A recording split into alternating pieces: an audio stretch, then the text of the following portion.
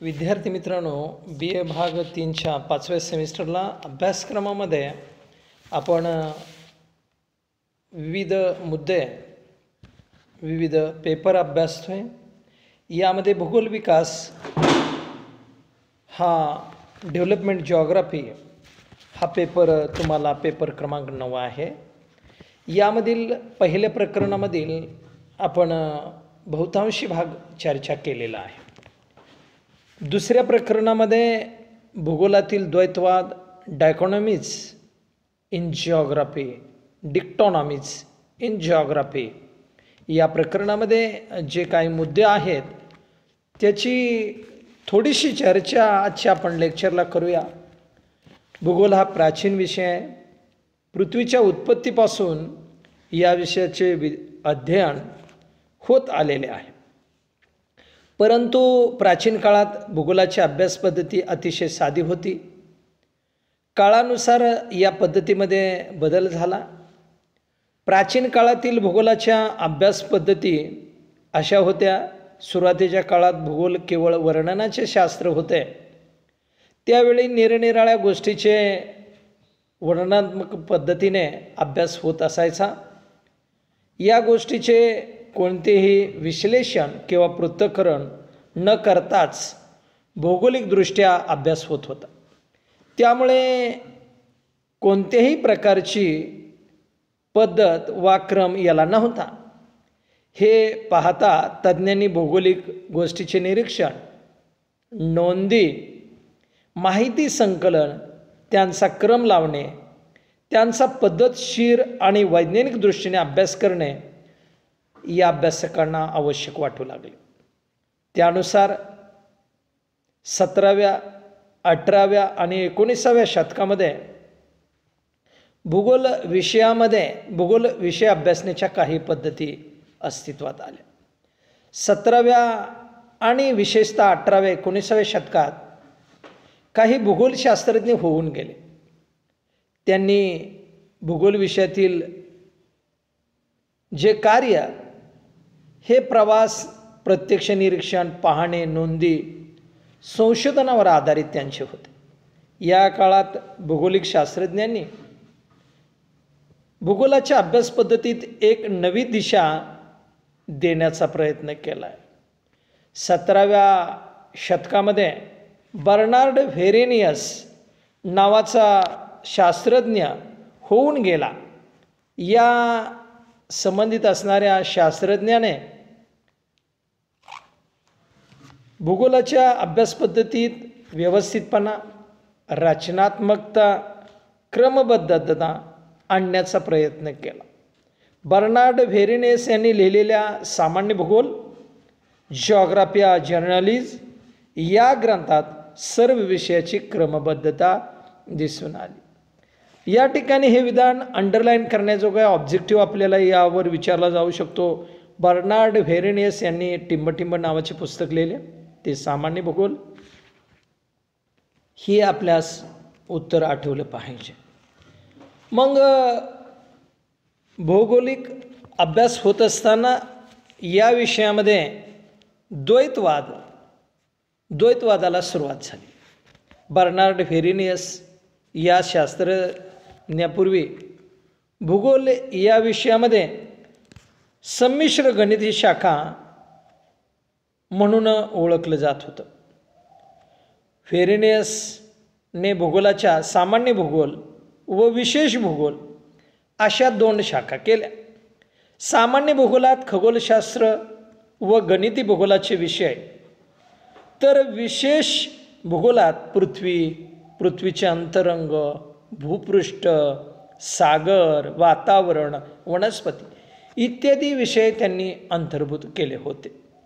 या प्रकारे बर्नार्ड व्हेरेनियसच्या प्राचीन काळापासून भूगोलाच्या अध्ययनात वैज्ञानिक मतभिन्नता निर्माण होण्यास सुरुवात झाली. त्यामुळे बर्नार्ड व्हेरेनियस या शास्त्रज्ञाला भूगोल विषयातील द्वैतवादाचा जनक म्हणून ओळखले जातं. मग द्वैतवाद म्हणजे नेमकं काय? द्वैतवाद कशाला म्हणायचं? तर भूगोलातील द्वैतवाद प्रामुख्याने भूगोलातील अभ्यासाचे विषय त्यांच्या अभ्यास पद्धती आणि भूगोलाच्या अभ्यासाचा केंद्रबिंदू यांच्याशी संबंधित आहे। जगात भूगोलाचा जसजसा विकास होत गेला तसतसे त्याच्या अभ्यास पद्धतीत बदल होत गेलेले आहेत। याबरोबर विषयाचे स्वरूप बदलत गेले।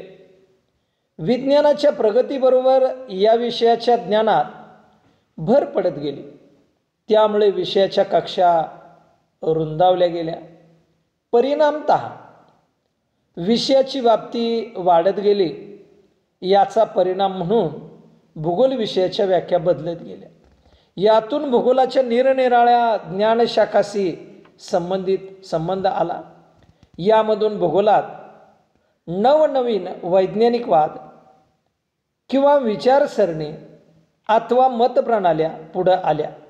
यालाच भूगोलातील द्वैतवाद म्हणतात। उदाहरणार्थ प्राकृतिक भूगोल विरुद्ध मानवी भूगोल, प्रादेशिक भूगोल विरुद्ध क्रमबद्ध भूगोल इत्यादी। द्वैतवाद विचारसरणीचा विकास कसा झाला तर भूगोलातील द्वैतवाद म्हणजे डायकोटॉमी प्रामुख्याने अभ्यास पद्धतीशी संबंधित आहे। विज्ञानाची जसजशी प्रगती होत गेली तसतसे मानवाच्या ज्ञानाची क्षितिजे रुंदावत गेली। त्याप्रमाणे भूगोल विषयाचा विकास होत जाऊन या विषयाची व्याप्ती वाढत गेली। त्याबरोबर या विषयाचे स्वरूप बदलत गेले। त्यामुळे भूगोल विषयाच्या व्याख्या बदलत गेलेल्या आहेत। यातून पुढे भूगोलाचा निरनिराळ्या शास्त्राशी संबंध आला। 18व्या व 19व्या शतकात हम्बोल्ट, रिटर, ब्लाश यांच्यासारखे प्रतिभावान शास्त्रज्ञ होऊन गेले। या शास्त्रज्ञांनी भूगोलाच्या अध्ययनाला नवीन दिशा देण्याचा प्रयत्न केलेला आहे। या दरम्यान अमेरिका, युरोप, रशिया मध्ये प्रगती होऊन भूगोलासंबंधी नवनवीन विषयाचे अध्ययन सुरू झालेले आहे। यातून भूगोलशास्त्रज्ञांनी भूगोलाच्या अभ्यास पद्धतीविषयी नवनवीन विचार मांडले। त्यामुळे भूगोलाचा अभ्यास अधिक गतिमान होऊन या विषयाची क्षितिजे रुंदावत गेली। यातून भूगोलात वेगवेगळ्या वैज्ञानिक वाद निर्माण झालेला। यालाच द्वैतवाद असं म्हटलं जातं। द्वैतवाद हा भूगोलातील वैशिष्ट्यपूर्ण विषय आहे। काही तज्ज्ञांनी भूगोलातील कार्याचे समर्थन करण्यास या द्वैतवाद आवश्यक मानला। अशा भिन्न विचारसरणीतूनच द्वैतवादाला सुरुवात झालेली आहे। हे द्वैतवाद पुढील प्रमाणे आहेत। एक म्हणजे प्राकृतिक भूगोल विरुद्ध मानवी भूगोल, 2 म्हणजे सामान्य भूगोल विरुद्ध प्रादेशिक भूगोल, 3 म्हणजे निसर्गवाद विरुद्ध संभववाद, 4 म्हणजे ऐतिहासिक भूगोल विरुद्ध समकालीन भूगोल। येथे आपणास फक्त 2-3 द्वैतवादाची माहिती पाहायची आहे, तेवढेच आपल्याला अभ्यासाला आहेत। आज आपण आजच्या लेक्चरला प्राकृतिक विरुद्ध मानवी भूगोल हा द्वैतवाद समजून घेण्याचा विद्यार्थी मित्रांनो प्रयत्न करू। यामध्ये physical geography versus human geography. Greek शास्त्रज्ञांनी प्राकृतिक भूगोल विरुद्ध मानवी भूगोल हा द्वैतवाद सुरू केला। कोणी केला?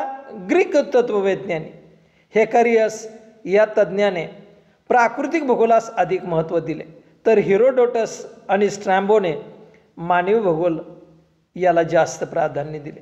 यातूनच प्राकृतिक विरुद्ध मानवी भूगोल द्वैतवादाला सुरुवात झालेली दिसते। मग प्राकृतिक भूगोल फिजिकल जिओग्राफीत काय अभ्यास होतो तर प्राकृतिक भूगोल ही भूगोलाची एक प्रमुख शाखा आहे। यात पृथ्वीवरील नैसर्गिक घटकांची उत्पत्ती आणि त्यांचे वितरण याचा अभ्यास होतो। प्राकृतिक परिस्थितीचे रहस्य जाणून घेण्याचा जिज्ञासा मानवाच्या मनात प्राचीन काळापासून होती। मानवाने नैसर्गिक परिस्थितीचे रहस्य जाणून भौतिक घटकांचा स्वतःसाठी उपयोग करून घेतला। त्यात भूपृष्ठ, वनस्पती, प्राणी यांचा समावेश होतो. याशिवाय हवामान, मृदा, खनिजे, पाणी पुरवठा हेही घटक महत्त्वाचे आहेत. सुरुवातीच्या काळात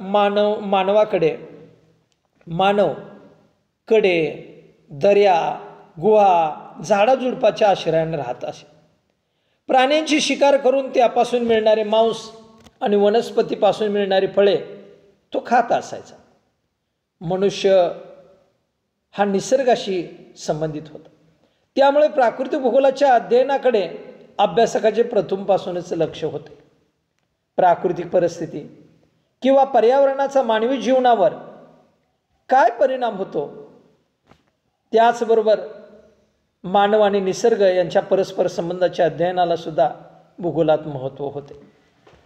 प्राकृतिक भूगोलामध्ये जे मुद्दे किंवा जे घटक समाविष्ट आहेत त्यामध्ये प्राकृतिक घटकाच्या अभ्यासाला महत्त्व आहे. या भूगोलात प्राकृतिक घटक, त्याची विभागणी, त्यांचे एकमेकाशी असणारे संबंध यांचा अभ्यास होतो. प्राकृतिक घटक हा भूगोलाच्या अभ्यासाचा मूलभूत घटक आहे. या विषयाचा सामाजिक घटकाच्या अनुषंगाने अभ्यास करता येत नाही. त्यामुळे प्राकृतिक घटकाचा स्वतंत्ररित्या अभ्यास केला पाहिजे असे तज्ज्ञांचे मत आहे. भूगोलात मृदावरणाबरोबर जलावरण, वातावरण या विषयांचाही अभ्यास होतो. मृदावरण, जलावरण, वातावरण हे प्राकृतिक भूगोलाचे विषय आहेत. फेरेनियस या तज्ज्ञाने पृथ्वीचे स्थान, स्थिती, पृथ्वीची गती म्हणजे परिवलन आणि परिभ्रमण, त्याचबरोबर भूपृष्ठ, नैसर्गिक प्रदेश इत्यादीच्या अध्ययनावर भर दिलेला दिसतो. प्राकृतिक भूगोलात ग्रहगोल, पृथ्वीची निर्मिती, पृथ्वीचे अंतरंग, खडक, जमीन, वनस्पती, प्राणी, खनिजे, सागर, सागरातील हालचाली, सागराची क्षारता, वातावरणाचा विस्तार, हवेचे तापमान, वायुभार, वारे, आर्द्रता, पर्जन्य इत्यादी विविध विषयाचा अभ्यास होतो. या सर्व गोष्टींचा मानवी जीवनावर परिणाम होत असतो. त्यामुळे प्राकृतिक भूगोलाच्या विस्ताराने अभ्यास होत असून खगोलशास्त्र, सागरशास्त्र, मृदाशास्त्र, भूगर्भशास्त्र, वातावरणशास्त्र, वनस्पती व प्राणीशास्त्र अशा या विषयाच्या विविध अशा शाखा निर्माण झालेल्या आहेत. काही भूगोलशास्त्रज्ञाच्या मते प्राकृतिक भूगोलाविषयी त्यांची काही मतं आहेत. ती मतं आपण या ठिकाणी नोंदीदाखल विचारात घेऊ. ग्रीक या तज्ज्ञांच्या मते प्राकृतिक भूगोलाविषयी ग्रीक भूगोलशास्त्रज्ञांनी प्राकृतिक विरुद्ध मानवी भूगोल हा द्वैतवाद सुरू केला. त्यामध्ये हेकॅरियस आहे, हेरोडोटस आहे, हे शास्त्रज्ञ प्रमुख आहेत. याशिवाय इरॅस्टोथेनिस, ॲरिस्टॉटल, प्लेटो इत्यादी शास्त्रज्ञाचाही उल्लेख करावा लागेल. या शास्त्रज्ञांनी प्राकृतिक परिस्थिती व मानवी जीवन यांचा परस्पर संबंधावर भर दिलेला आहे. हेकॅरिस या शास्त्रज्ञाने प्राकृतिक भूगोलाला अधिक महत्त्व दिले. एखाद्या प्रदेशाचा विकास, तेथील भौगोलिक परिस्थिती कशा प्रकारे असते यावर त्याचे अध्ययन अवलंबून आहे असं हेकॅरिसचं मत होतं. असे हेरोडोटस आणि ॲरिस्टॉटल यांचे मत होतं. प्लेटो आणि इरॅस्टोथेनिस यांची अशीच मतं होती. म्हणजे ग्रीकांनी प्राकृतिक भूगोलातील अभ्यासाचा गाभा सांगण्याचाच प्रयत्न केलेला दिसतो. त्यानंतर रोमन विचारवंताचं प्राकृतिक भूगोलाविषयी काय मत होतं, यामध्ये स्ट्रॅबो व टॉलेमी हे रोमन शास्त्रज्ञ होते. स्ट्रॅबोने मानवाचा विकास प्राकृतिक परिस्थितीवर अवलंबून आहे असे प्रतिपादन केले होते. यासाठी स्ट्रॅबोने भूपृष्ठ, हवामान, मृदा प्रकार, वनस्पती, पाणी पुरवठा इत्यादी प्राकृतिक घटकांना महत्त्व दिलेले आहे. टॉलेमी या शास्त्रज्ञाने पृथ्वीवरील निरनिराळे प्रदेश, ठिकाणे, त्यांचे परस्पर संबंध याच्या अध्ययनावर भर दिलेला आहे. त्याचबरोबर जर्मन शास्त्रज्ञांच्या मते फेरेनियस, कांट, कार्ल रिटर इत्यादी जर्मन शास्त्रज्ञांच्या मते फेरेनियस यांनी लिहिलेल्या जॉग्राफिया जनरल्स या ग्रंथात प्राकृतिक व मानवी भूगोलाच्या वैशिष्ट्यातील आवश्यक फरक दाखविण्याचा प्रयत्न केलेला. 18व्या शतकाच्या प्रारंभी कांट यांनी जर्मनीतील कनिग्सबर्ग येथील विद्यापीठात दिलेल्या व्याख्यानात मानवाच्या दृष्टीने प्राकृतिक घटकाचे कसे महत्त्व आहे यावर भर दिला. हम्बोल्ट हा प्रथमतः प्राकृतिक भूगोला आवड असणारा भूगोलशास्त्रज्ञ होता. पेंग या शास्त्रज्ञाने उठावाचा सखोल अध्ययन केलेला आहे. त्याने उठाव वैशिष्ट्यांचे प्रादेशिक दृष्टिकोनातून अध्ययन व त्याचे महत्त्व सांगण्याचा प्रयत्न केलेला आहे. याशिवाय म्हणजे ग्रीक, रोमन आणि जर्मन या विद्वानाशिवाय जगातील अनेक भूगोलतज्ञांनी या प्राकृतिक भूगोलाच्या अभ्यासाला महत्त्व दिलेलं आहे. यामध्ये डार्विन या तज्ज्ञाच्या मध्ये क्रमबद्ध प्राकृतिक भूगोलावर भर दिला होता.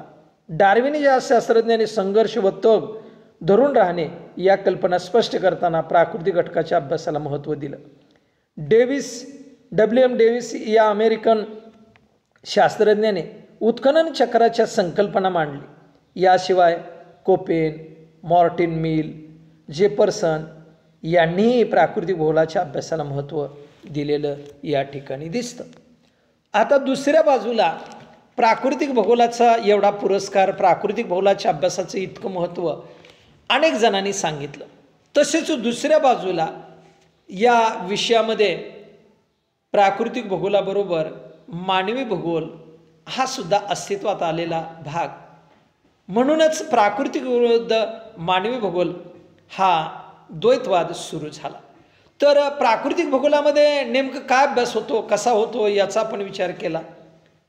त्याची तुलना करण्यासाठी मानवी भूगोलाचाही आपण विचार करणं आवश्यक वाटतं. यामध्ये मानवी भूगोल म्हणजे ह्युमन जिओग्राफी, मानवी भूगोल मानव आणि नैसर्गिक परिस्थिती यांच्या परस्पर संबंधाचा अभ्यास या विषयात होत असतो.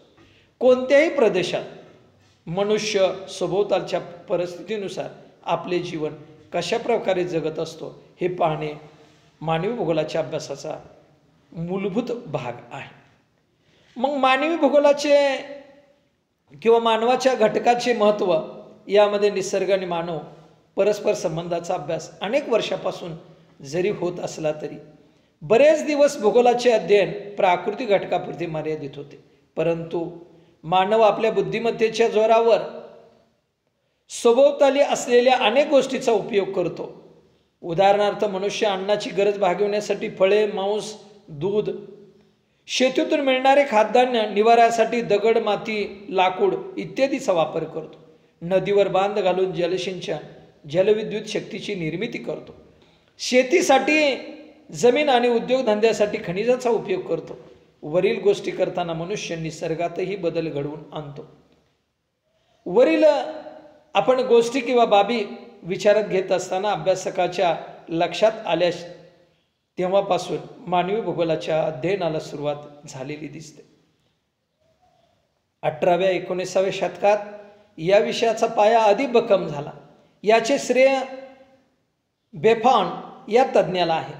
बेफॉनने लिहिलेल्या निसर्गाचा इतिहास या ग्रंथात मानव आणि नैसर्गिक पर्यावरण यामधील संबंध, मानवी संस्कृतीचा विकास आणि विस्तार, मानवाचे स्थलांतर, लोकसंख्येचे वितरण, मानवाच्या ज्ञानाच्या जोरावर निरनिराळ्या नैसर्गिक गोष्टीचा केलेला उपयोग इत्यादीचे विवेचन केले. मानवी भूगोलामध्ये समाविष्ट असणाऱ्या बाबी कोणकोणत्या आहेत याचा विचार आपल्याला द्वैतवाद समजून घेताना करणं गरजेचं आहे. मानवी भूगोलात मानव त्यासंबंधी असलेले इतर विषयाशी अभ्यास होतो. पृथ्वीवरील निरनिराळ्या भागात राहणाऱ्या लोकांचा सभोवतालच्या परिस्थिती काय संबंध आहे हे पाहणे मानवी भूगोलाचा प्रमुख विषय आहे. कोणत्याही प्रदेशाची प्राकृतिक रचना, जलप्रणाली, हवामान, वनस्पती, प्राणी, खनिजे यांचा मानवी जीवनावर काय परिणाम होतो आणि मानव या घटकांच्या अनुरोधाने आपली कशी प्रगती करून घेतो हे सर्वांचे अध्ययन मानवी भूगोलात केले जाते. मानवी भूगोलामध्ये अनेक बाबी, अनेक घटक हे अभ्यासले जातात. यामध्ये मानवाचे ज्ञान, बुद्धिमत्ता, श्रम इत्यादी घटक हे महत्त्वाचे आहेत. यात वाहतुकीचे मार्ग, जलसिंचनाची साधने हेही महत्त्वाचे आहे. अनेक अशा असणाऱ्या बाबींचा अभ्यास मानवी भूगोलात होत असतो. अशा प्रकारे मानवी भूगोलात मानवाचे खाद्य, अन्न, वस्त्र, निवारा, मानवाचे व्यवसाय, मानवासंबंधी असणाऱ्या इतर गोष्टी यांचा अभ्यास होतो. हेच मानवी भूगोलाचे विषय आहे. 20व्या शतकातील या विचारसरणीचा विकास फार मोठ्या प्रमाणात झालेला आपणास दिसून येईल. 20व्या शतकात मानवी भूगोलाचा विकास प्राकृतिक भूगोलाच्या पुढे गेला. ही महत्त्वाची गोष्ट आहे. फ्लोअर या तज्ज्ञाने मानवी भूगोलात मानवी जीवनासंबंधी मांडलेल्या संकल्पनामुळे मानवी भूगोलाची व्याप्ती आणखी व्यापक बनली आहे. मानव केवळ निसर्गामध्ये राहून आपले जीवन व्यतीत करतो असे नसून तो नैसर्गिक घटकांच्या आपल्या प्रगतीसाठी व गरजापूर्तीसाठी उपयोग करून घेतो, हेही महत्त्वाचे दिसते. ही कल्पना याच्यातून पुढे आली. यामुळे मानवी भूगोलाचे क्षेत्र व्यापक बनले.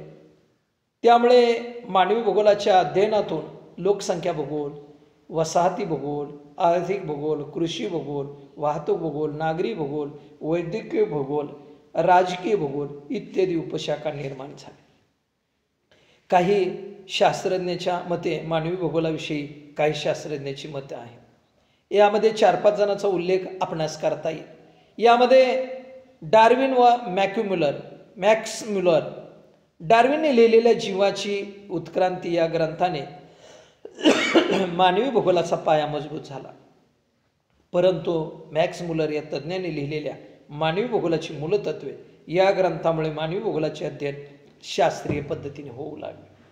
मॅक्स म्युलरने मानवाच्या क्रिया, मानवाच्या सभोवतालची परिस्थितीशी स्वतःला कसे जुळवून घेतो, मानवाचे सामाजिक जीवन, शेती, वाहतूक, वसाहती इत्यादीचे विवेचन हे मॅक्स म्युलरने मांडले. म्हणजे डार्विन आणि मॅक्स म्युलरने मानवी भूगोलाचं जे स्थान आहे, अस्तित्व आहे, हे दाखवून देण्याचा प्रयत्न केला. त्यानंतरचा विचारवंत आहे तो म्हणजे रॅडझेल. फेडरिक रॅडझेल या शास्त्रज्ञाने आपल्या जिओग्राफी या अँथ्रोपोजिओग्राफी या ग्रंथात मानव केंद्रबिंदू मानून मानवी भूगोलाचे अध्ययन केले. त्याचे मानवी जीवनाचे विवेचन आदिवासीच्या अध्ययनाने स्पष्ट केले. रॅडझेलने लोकसंख्येचे वितरण, मानव स्थलांतर, नैसर्गिक पर्यावरणाचा मानवी जीवनावरील परिणाम इत्यादी विषयावर लेखन केलेलं आहे. रॅडझेल यांचे भौगोलिक लिखाण हे प्रवास दौरे, प्रत्यक्ष निरीक्षण व पाहणी यावर आधारलेले आहे. त्यानंतरचा विचारवंत आहे तो विदाल द लाब्लाश या फ्रेंच तज्ज्ञाने मानवी भूगोलातील कार्य महत्त्वाचे आहे असे म्हटले. ब्लाशने संभववादाची संकल्पना मांडली. मनुष्य हा बुद्धिमान व क्रियाशील प्राणी आहे. तो आपल्या बुद्धिचातुर्याने आणि प्रयत्नाने पृथ्वीवर अनेक प्रकारची परिवर्तने घडवून आणतो, स्वतःची प्रगती करून घेतो अशी विचारसरणी, संभववाद विचारसरणी त्यांनी मांडली. त्यामुळे मानव हा एक भौगोलिक घटक बनला आहे. ब्लाशने लोकसंख्या, संस्कृती, वाहतूक, विकास, वसाहती, पर्यावरण, मानवाचे त्याच्याशी असलेले संबंध याविषयी लिखाण केलेले आहे. त्यानंतर फेबोरे या शास्त्रज्ञाच्या मते मानवी भूगोलात मानवी क्रियांचे व त्यांच्या हालचालीचे अध्ययन होते. पुढे त्याने असे म्हटले आहे की मानवी वसाहती क्षेत्रात मानवाच्या अस्तित्वामुळे निसर्गात महत्त्वाचे बदल होतात. त्यानंतरचा विचारवंत आहे तो जीन्स ब्रूस या भूगोलतज्ञाने मानवी भूगोलाचा काल्पनिक आराखडा केला आणि त्याने मानवी क्रिया आणि त्याच्यातील परस्पर संबंध यांचे तत्व विकसित केले. नंतर डिमोजिओ या तज्ज्ञाने ब्रूनच्या कल्पनेचे समर्थन केलेले दिसते. त्याचबरोबर या विषयाचं समर्थन करणारा मार्क जेफरसन हा अमेरिकन मानवी भूगोल व नागरी भूगोलात मध्यवर्ती स्थल ही संकल्पना त्याने मांडलेली आहे. या संकल्पनेच्या आधारे नंतर क्रिस्लरने या तज्ज्ञाने मध्यवर्ती स्थल सिद्धांत, सेंट्रल प्लेस थेरी जगापुढे मांडली. हा सिद्धांत व्यापारी केंद्र अशी स्थापन होतात हे सांगतो.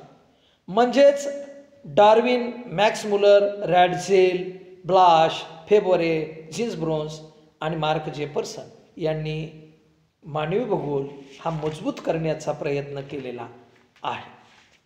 थोडक्यात काय तर प्राकृतिक व मानवी भूगोल हे द्वैतवाद हे अभ्यासासाठी या ठिकाणी आपण विचारात घेणं गरजेचं आहे. वरील माहिती अशी स्पष्ट करते बघा, आपण चर्चा केलेली मानवी भूगोलाच्या अभ्यासाचा हेतू मानव आणि निसर्ग यांचे परस्पर संबंध दाखवणे हा होता. तरी प्राकृतिक घटकाशी दुर्लक्ष करता येणार नाही, कारण जगात असे काही भाग आहेत की जेथे अजूनही प्राकृतिक घटकाचे प्राबल्य आहे. त्यामुळे अशा भागात प्राकृतिक घटक श्रेष्ठ आहेत, पण एकूण विचार करता जगाच्या अधिकांश भागात मानवी घटक श्रेष्ठ आहे. वरील चर्चेने असे स्पष्ट होते की प्राकृतिक व मानवी भूगोलातील द्वैतवाद हा कृत्रिम व तर्क विरुद्ध आहे. या विषयाच्या ऐतिहासिक विकासाचा परिणाम आहे. थोडक्यात प्राकृतिक व मानवी असे गट होत नाही, कारण ही अखंड भागाची दोन टोके आहेत. हार्टशोल या तज्ज्ञाच्या मते आपण भूगोलाचे प्राकृतिक व मानवी घटकाचे दोन भाग केले तर बाकीचे कार्य तर्कविरुद्ध होते. आपण प्राकृतिक घटकाचा मानवावर व मानवाचा भूपृष्ठावरील परिणामाचा अभ्यास करतो. म्हणून भूगोलाचे प्राकृतिक व मानवी भूगोल हे दोन भाग अंशतः अभ्यासले आहेत. या दृष्टीने प्राकृतिक व मानवी भूगोलातील दरी नाहीशी झाली पाहिजे, म्हणजे दोन्ही घटक एकत्र असणे आवश्यक आहे. याच्यातून निष्कर्ष काय निघतो तर प्राचीन काळात जेव्हा मानवाची प्रगती झाली नव्हती आणि मानवाला आपले अन्न वस्त्र निवारा या मूलभूत गरजाची पूर्तीसाठी तो पूर्णपणे प्राकृतिक घटकावर अवलंबून राहावे लागत होते. त्यावेळी सर्वत्र प्राकृतिक घटक प्रभावी होते. हळूहळू मानवाची प्रगती होत गेली, विज्ञानाचा विकास झाला. त्याबरोबर मानवाने आपल्या ज्ञान आणि बुद्धिचातुर्याने प्राकृतिक गोष्टीची अधिकाधिक वापर करण्यास सुरुवात केली. वाढत्या लोकसंख्येबरोबर मानवाच्या गरजा वाढत गेल्या. त्यासाठी मानवाला साधन संपत्तीचा अधिकाधिक उपयोग करावा लागला. यासाठी मानवाने रस्ते, लोहमार्ग, जलसिंचनाची साधने, विद्युतग्रहे, कारखाने इत्यादी गोष्टी उभारल्या. शेतीचा विकास केला. मानवी घटकाच्या विकासामुळे प्राकृतिक घटकाचे महत्त्व कमी होत गेले. सध्या जगाच्या जास्तीच भागात मानवी घटक श्रेष्ठ ठरले आहे. तरीही प्राकृतिक घटकाकडे दुर्लक्ष करता येणार नाही, कारण जगात असे काही भाग अजूनही आहेत की तेथे निसर्गाचेच प्राबल्य दिसते. म्हणून निसर्ग श्रेष्ठ आहे. एकूण विचार करता जगाच्या अधिकांश भागात मानवी घटक श्रेष्ठ आहे. थोडक्यात प्राकृतिक घटकाचे प्राबल्य आहे. काही ठिकाणी प्राकृतिक घटकाचे प्राबल्य, काही ठिकाणी मानव प्रभाव आहे, तर काही ठिकाणी दोन्ही घटकाचा प्रभाव समसमान आहे. असा हा वैचारिक भाग आहे. म्हणजेच याला प्राकृतिक विरुद्ध मानवी द्वैतवाद असे म्हणतात. याची आपण विद्यार्थी मित्रांनो चर्चा केलेली आहे. ही चर्चा आपण व्यवस्थितपणे समजून घेणं आवश्यक आहे. यानंतर या प्रकरणामधील आपण सामान्य भूगोल विरुद्ध प्रादेशिक भूगोल या असणाऱ्या संकल्पनेची चर्चा करणार आहोत. ती चर्चा पुढच्या लेक्चरला आपण करू, म्हणजे दुसऱ्या प्रकरणामधील असणारा महत्त्वपूर्ण असणारा अधिकांश भाग आपला संपेल आणि तो आपण संपवण्याचा प्रयत्न करू. तोपर्यंत तुम्ही या पेपरमधील ऑब्जेक्टिव्ह वाचन करा, त्याचा सविस्तर अभ्यास करा, त्याची मांडणी नीटनेटकी करा. ऑनलाईन परीक्षेसाठी सज्ज व्हा, मेंटली प्रॉपर राहा आणि अभ्यासाला लागा, एवढीच आपणाकडून अपेक्षा व्यक्त करतो आणि आज या ठिकाणी थांबतो. नमस्कार.